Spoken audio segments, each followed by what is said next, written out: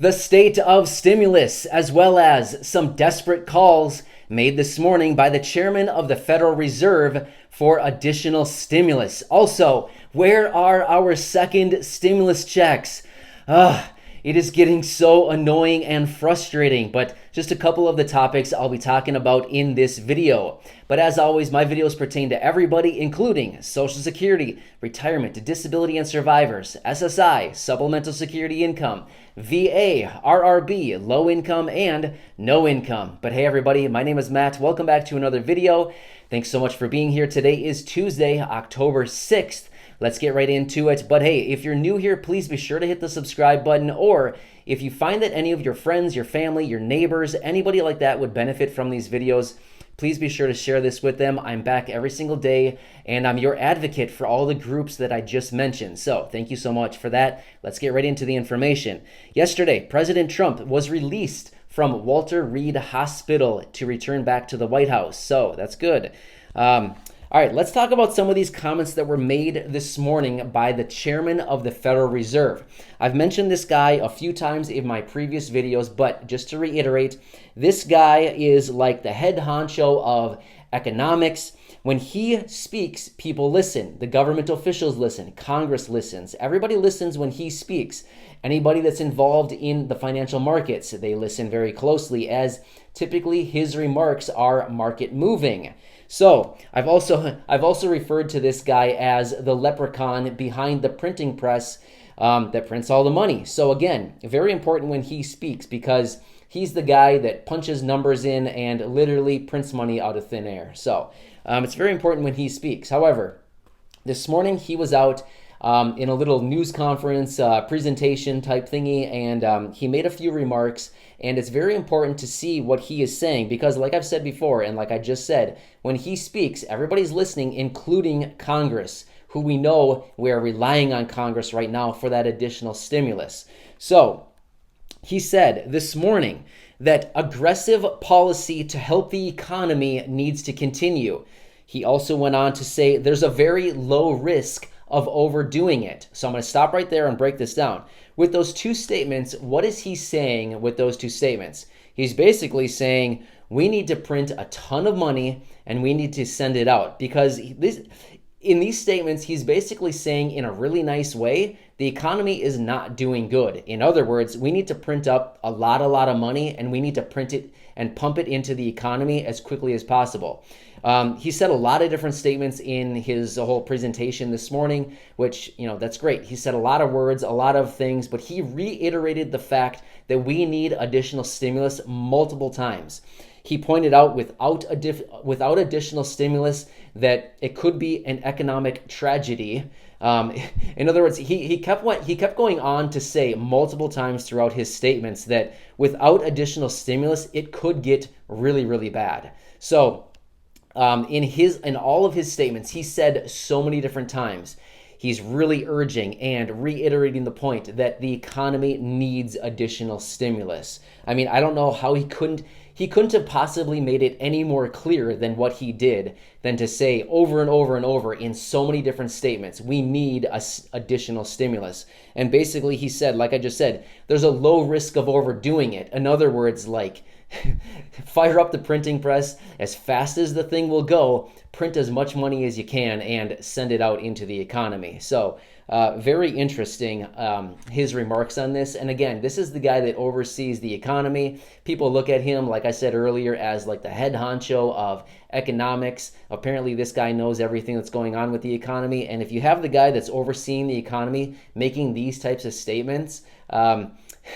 it's a little bit, it gives you a little glimpse into what he's potentially seeing, right? Like, economic recovery is potentially not as good as everybody is claiming it to be. He also went on later in his statement and noted the disproportionate impact the current economic downturn has had on those individuals who are unable to afford it. So let's break that statement down. So what he's saying is he's pointing out the disproportionate impact the current economic downturn has had on those individuals who are unable to afford it. What does that mean? Well, I would be willing to bet that that statement applies to the majority of the people who watch these videos and on this channel. The reason I say that is the majority of you here are on a fixed income, Social Security, retirement, disability, SSI, VA, all of you. Most of you on this channel are on a fixed income. So what does this statement mean? The disproportionate impact would mean there's inflation or price rising. There's rises in prices, right? Everybody sees it. You see it down in the comment section all the time. Prices at the grocery store are going up 10, 20, 30%, whatever it is. Prices are rising. But guess what isn't rising? Your income, right? You're living on a fixed income. Has your income gone up since, let's just call it March of this year? No. Maybe if you were lucky, you got a stimulus check. Maybe if you were lucky, you got an additional $500 for your dependent children, right? But other than that, has your income gone up? Like sustainable? Has your income gone up month to month? No. You maybe got an influx of $1,200 from a stimulus check back in maybe April or May, something like that. But other than that, along with all of these rising prices, has your income fluctuated at all? No, it's gone the exact same. It's stayed static over the last several months. So by him pointing this out, the disproportionate impact, yeah, I would absolutely agree. And I'm guessing a lot of you are probably shaking your head right now or screaming at your phone saying, yes, me, I get it. I'm that person. Prices are continuing to rise. My income is staying the same. My dollars are not going as far as they once did. Let's just say back in maybe January or February before all of this started happening, right? You could probably buy a lot more at the grocery store back in February than what you can now with all of this rises in prices. So yes, I would absolutely agree with that statement that the chairman of the Federal Reserve stated here earlier this morning. So it's very interesting. I like that he pointed that out because it's absolutely true. I see it every single day, and we've been talking about this for so long that the most vulnerable people right now are the people on a fixed income, like everybody here on this channel. So, is it too much to ask for an additional stimulus check or some kind of maybe give all these people who are on a fixed income living on Social Security, SSI, maybe give all these people a boost to their benefits? Maybe, whether it's short term or not, it doesn't matter. Maybe it's a short term boost for the next 12 months of, a $400 or $300 boost each month. I don't know what the answer is, but all I'm saying is these are the most vulnerable people in our society, in our groups.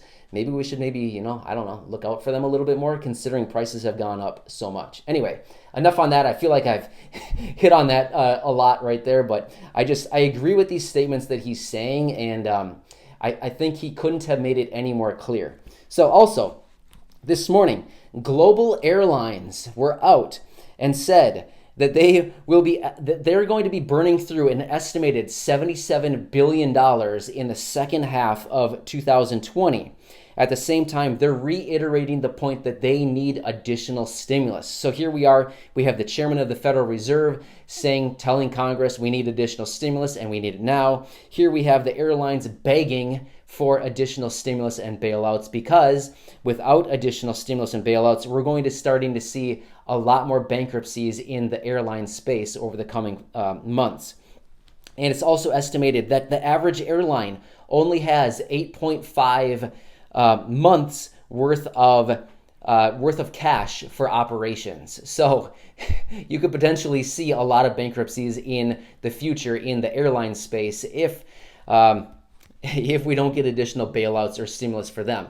What business or company out there isn't struggling right now and needing additional stimulus? Of course, there's some that are doing really, really well. That's how this, situations like this happen. The majority of businesses are not doing so well, but then there's a couple that are really, really capitalizing on these types of situations. So, very interesting. Another point I wanted to mention, Nancy Pelosi and Steve Mnuchin, they spoke yesterday for about an hour. So that's good. They spoke every day last week, either on the phone or in person. They spoke every day. Now again, yesterday, they spoke for about an hour. Now they're planning on speaking once again today. This is good. They haven't spoke this much in a very long time, if ever. But almost every day of the week they're speaking, with the exception of weekends, but that's good. So today they are expected to meet once again, whether that's face-to-face or over the phone, but they are expected to compare notes. So as we know, Nancy Pelosi presented her $2.2 trillion package, what was that, about a week ago, Monday? And then Steve Mnuchin countered with his $1.6 trillion package. So again, they're apart by $600 billion. So they're narrowing the gap, which is always good. Now, once again, they're continuing to go back and forth like a game of volleyball. You know, they hit it back and forth to each other until finally someone drops the ball and it's game over and we finally get a deal. But seriously, that's about all we need right now. But what I mean by comparing their notes is they're both coming back to the table and they're still kind of trying to narrow that margin. So again, they were at 600 billion. At last check, they had narrowed it down even a few hundred more billion dollars. So again, they're narrowing that gap. They're coming together. They're working at a snail's pace, as all of us know, because, you know, every day that we tick away another day on the calendar, you know, it gets a little bit harder for everybody. So especially with the weather changing, the seasons changing, things are getting a little more difficult day by day. So, you know, it's ridiculous that they're working so incredibly slow. But the matter of the fact is they are getting closer and closer each day to the next stimulus deal. And we know that those next $1,200 stimulus checks are being held hostage in that stimulus package. So I guess let's just leave these people alone so they can focus and work for, you know, 1 hour a day like they like to do. And hopefully they can come up with an agreement sometime soon. I'm continuing to watch all this very closely. I'm excited for the day that I get to have a second video later in the afternoon saying, there you go, we got it. We got an agreement between Nancy and Steve Mnuchin, and now we're going to get this thing passed so we can get it over to the president. So I'm excited for that day. Honestly, I don't think it's all that far away, but, you know, when we're talking about Congress, all that far away could be a matter of a couple of weeks, but we don't know. Again, I'll let you know as soon as we get that information. Enjoy your day, everybody, and